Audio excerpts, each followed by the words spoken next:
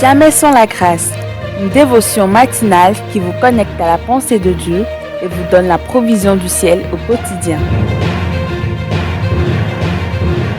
Bonjour chers amis, chers internautes, chers téléspectateurs, bienvenue dans cette deuxième dévotion de cette semaine. Saint-Esprit, nous t'invoquons ce matin, viens remplis-nous, donne-nous la compréhension de ta parole parce que c'est toi qui l'as inspirée. Merci Jésus. Amen. Jean chapitre 4, le verset 6. Là se trouvait le puits de Jacob. Jésus, fatigué du voyage, était assis au bord du puits. C'était environ la 6e heure. Amen.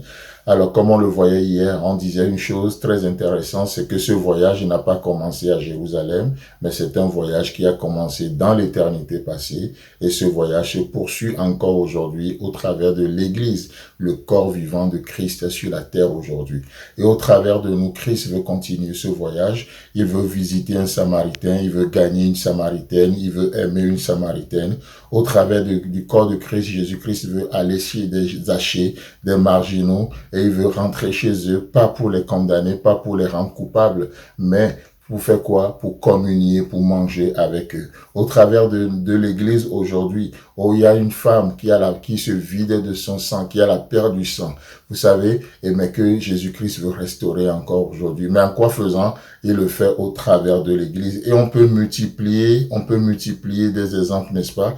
Vu tout ce que notre Seigneur a fait, on peut multiplier des exemples. Il y a des fils de Zébédée à qui il veut donner de la grâce aujourd'hui. Vous savez, pensant à ce mot, à cette expression « donner de la grâce », je pensais à ça ce matin. C'est une expression qu'on utilise sous d'autres cieux souvent. Donner de la grâce à quelqu'un ou faire grâce à quelqu'un.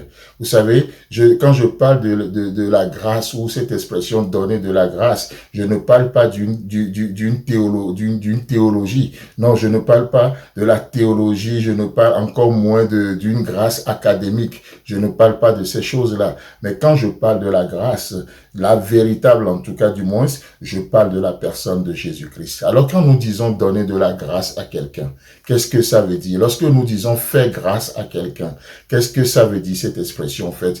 Donc, donner grâce à quelqu'un ou faire grâce à quelqu'un, c'est de manifester envers ce dernier ou le caractère de Dieu. C'est de lui révéler la nature, le caractère de Dieu dans sa situation. C'est ça, donner la grâce à quelqu'un. Ça n'a rien d'académique, ça n'a rien de théologique, ça n'a rien de théorique. Non, d'accord? Donc, et Jésus, c'est ce qu'il va faire. Il va donner la grâce. Il est la grâce en personne, l'incarnation de la grâce. Il allait de lieu en lieu, faisant du bien, guérissant les malades. Et c'est magnifique. Donc, pour moi, pour nous aujourd'hui, lorsque nous disons que aujourd'hui, nous sommes appelés, n'oublions pas, je parlais tout à l'heure des fils de Zébédée. Donc, c'est quoi? C'est des fils de tonnerre grondant. C'est des fils vraiment de colère. Mais à ces gens-là, Jésus-Christ va leur donner de la grâce. Il va manifester envers eux son caractère, sa nature, il va leur révéler le cœur du Père, il va leur manifester l'amour de Dieu. Et vous savez quoi? Les fils de tonnerre grondant vont devenir les apôtres de l'amour.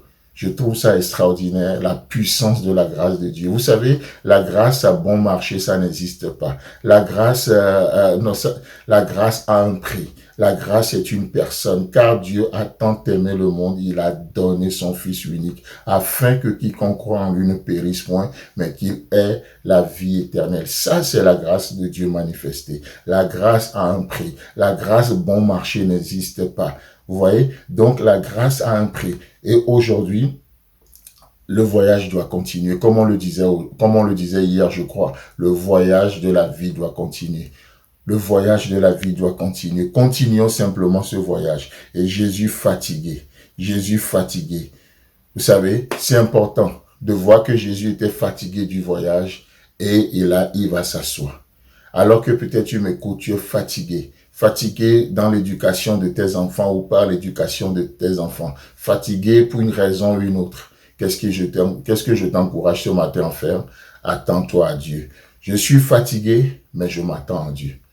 Tu es fatigué, mais attends-toi à Dieu. C'est magnifique. Permets-moi juste de prier un peu avec toi avant de te laisser ce matin. Précieux Jésus, tu connais ce frère, cette sœur qui m'écoute ce matin. Tu connais son cas. Tu es le Dieu des causes perdues. Je te prie de racheter cette situation, alors que ce frère, cette sœur est assis en ce moment à tes pieds en t'écoutant. Je prie pour une touche divine. Je prie pour une délivrance ce matin, au nom puissant de Jésus-Christ, notre Seigneur et Sauveur. Amen. Si vous avez aimé cette émission, parlez-en à vos amis. Parlez-leur du message de la grâce et de ce qu'il fait dans vos vies. Pour un sujet de prière, une question ou pour devenir partenaire, contactez-nous au 00229 94 75 80 20. Que Dieu vous bénisse et à la prochaine. En attendant, pensez avec Dieu.